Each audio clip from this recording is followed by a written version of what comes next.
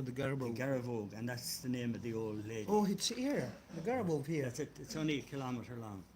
Now, if you had the time and the inclination, and you felt like going for a walk, you see, you wander along past the library, the hospital, the college. Yeah. It's about a quarter of a mile, half a mile, and just we're at sea level, of course, and you're going uphill all the time. So round about here, before you get to the round about here, there's a couple of gateways.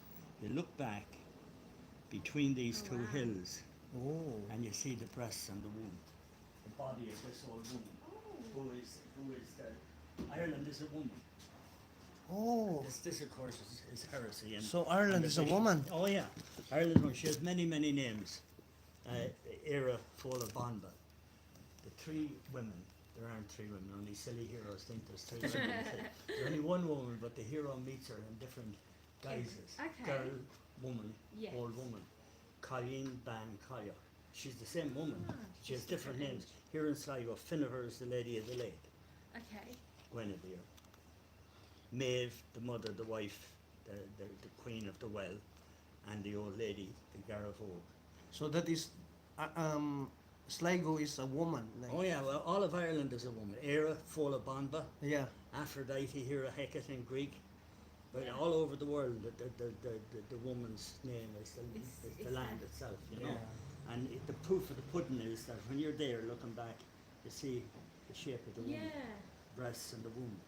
They actually went to the trouble Oh of building yeah. the cairns, I see that. in case your imagination isn't up to it. And this is an entrance to the She, Okay. fairyland. It's a horrible name. Amazing. Fairyland. The She is the other world. It's the world of the ancestors and so on. So, and there's a lake here Yeah. near the summit, and it's an entrance to the She. Bottomless lake. Any decent lake is bottomless, of course. It's a bottomless lake, and it's called Loch Goyer, the lake of two geese. And the mountain is Sligo, the mountain of two birds. My nephew Sam is as daft as a brush. I haven't driven daft at silly stories. He's in his 40s now, but he did that when he was about 12 or 13. wow.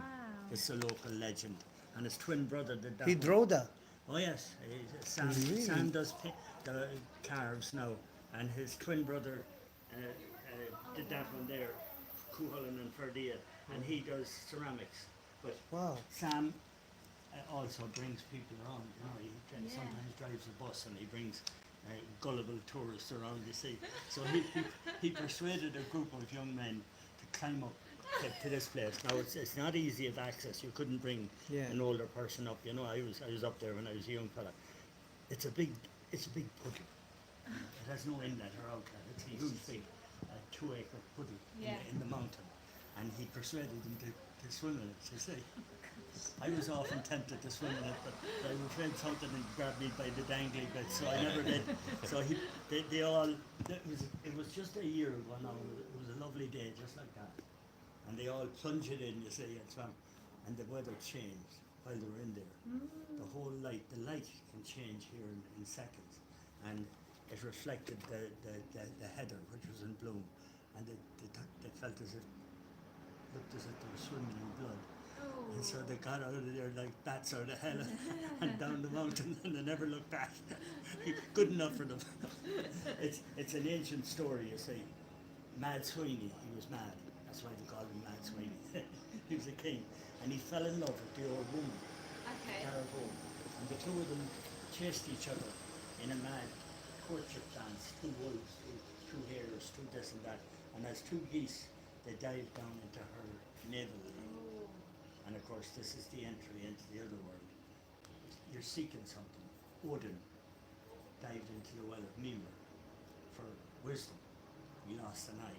Or else really lost everything.